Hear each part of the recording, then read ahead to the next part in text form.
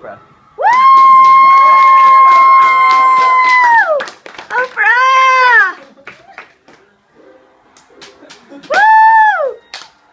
Clap it up!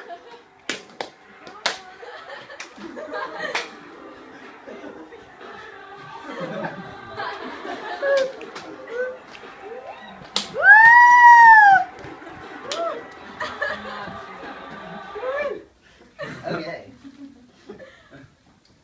Hello and welcome to my show. I'm Oprah Winfrey. We have two very important historical figures today who played a crucial role in the St. Bartholomew's Day Massacre. Sitting on the left, we have King Charles IX, who was the King of France from 1560 to 1574. To my left, on the right, we have Catherine de' Medici, who is King Charles IX's mother. Catherine de' Medici was the Queen of France from 1547 until 1559, as the wife of King Henry II of France. Thank you for joining us. You're welcome. I was forced to come to this show because of my mother. I did this for you, son. I do everything for you. Well, it seems like you two are getting along quite nicely. Shall we begin? I do not want to be a part of this unless I'm convinced otherwise.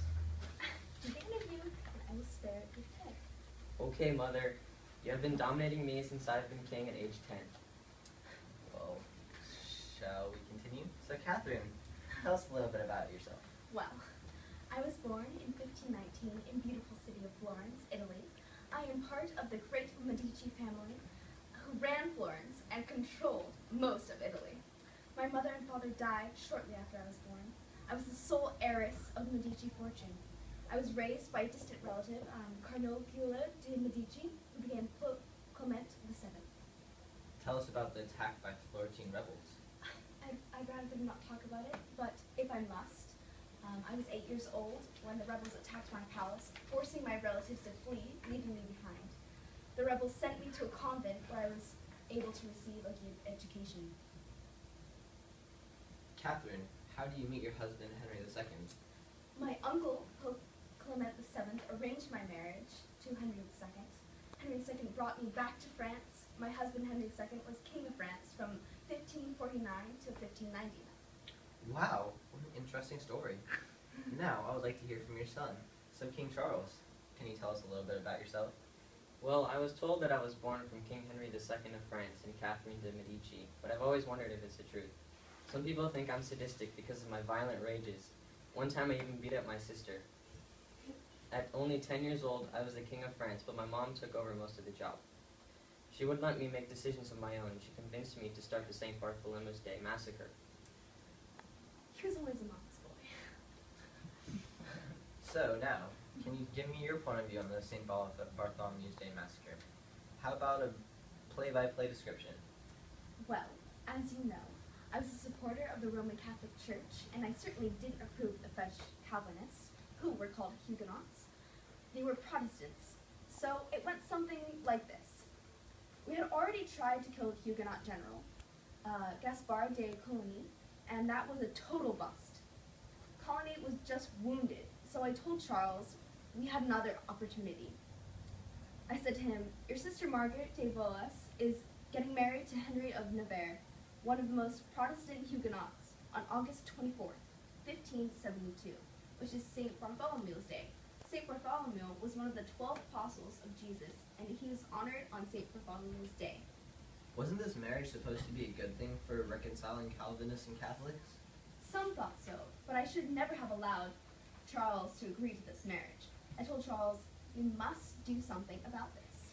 So I told my mother I understood, and then I asked her if there was anything we could do at this point.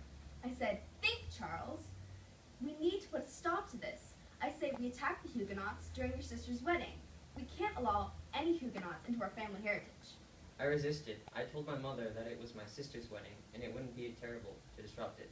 So I told my son, did you know the Huguenots had a plan to assassinate you? Think of your country, France. All we've done for it. Your sister cannot think it's acceptable to marry someone if you have not approved it for her. Therefore, your own authority has been undermined. So I agreed with my mother. It was important to take action. I came up with the idea to attack on the day my sister Margaret of Valois was going to marry Henry of Navarre to end the spread of those Huguenots for good. I ordered Henry of Giusy, the leader of the Catholic aristocracy, to attack Admiral Gaspard de Coligny, the leader of the Huguenots, on the night before the wedding. Thank you for your intriguing recollection. It sounds like you haven't left a single part out. But Catherine, it seems like you took advantage of your son and convinced him that the Huguenots were going to assassinate him to get him to assassinate Gaspard de Coligny. Don't you think that was a little manipulative? This was something that had to get done. I believe that we made the right decision for the unity of our family and the unity of the Roman Catholic Church and France. How about you, Charles? Well, I tried to stop the madness before it got too out of control. I didn't know my decision would become what it did. I didn't know what it would lead to, like 15 more years of civil conflict between the religious factions. I really messed up. Just because of me and my mother, we wiped out about 12,000 Huguenots in the St. Bartholomew's Day Massacre.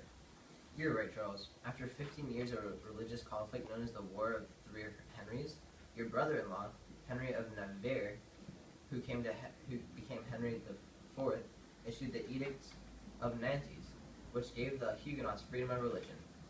Had you made a decision like Henry IV, you would have been remembered for the reconciliation as opposed to the massacre of your French people. It is ironic that after all this, Protestant Henry of Navarre converted to Catholicism as Henry IV. Well, ladies and gentlemen, that concludes our segment of today's show. For next week, we'll move on to the victory of the Huguenots, mainly by politiques.